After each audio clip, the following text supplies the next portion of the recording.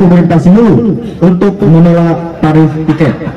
2. Mahasiswa dan masyarakat Simelu mendesak PJ Bupati melakukan evaluasi kinerja SKPK. Syederalun mahasiswa Simelu yang menamakan diri sebagai Serikat Mahasiswa Bersama Rakyat melakukan unjuk rasa ke kantor Bupati Simelu pada Rabu 18 Januari 2023. Aksi damai mahasiswa Simelu tersebut turut mendapat pengawalan ketat dari unsur TNI Polri, Satpol PP dan WH Simelu itu. Sejak mulai dilakukannya orasi hingga berakhirnya aksi itu berlangsung tertib. Para mahasiswa Simelu yang menyampaikan orasi di depan kantor Bupati Simelu disambut oleh PLT Sekda Simelu Asludin, didampingi Kadis Pendidikan dan Kadis Perhubungan Simelu.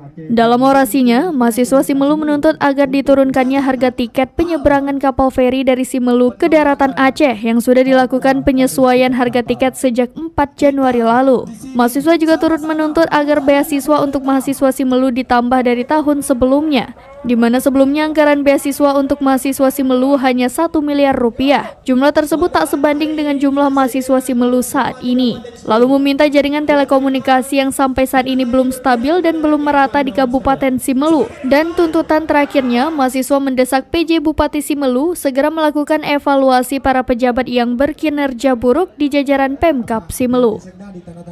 Dari Simelu, Sari Mulyasno, serambinews.com. Oleh pemerintah Provinsi Aceh, betul tidak kawan-kawan?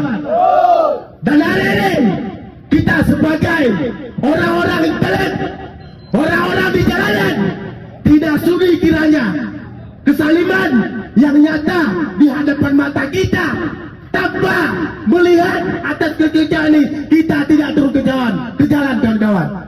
Bukan mahasiswa namanya. Kalau tarif tiket saja tidak bisa kita kawal kawan-kawan.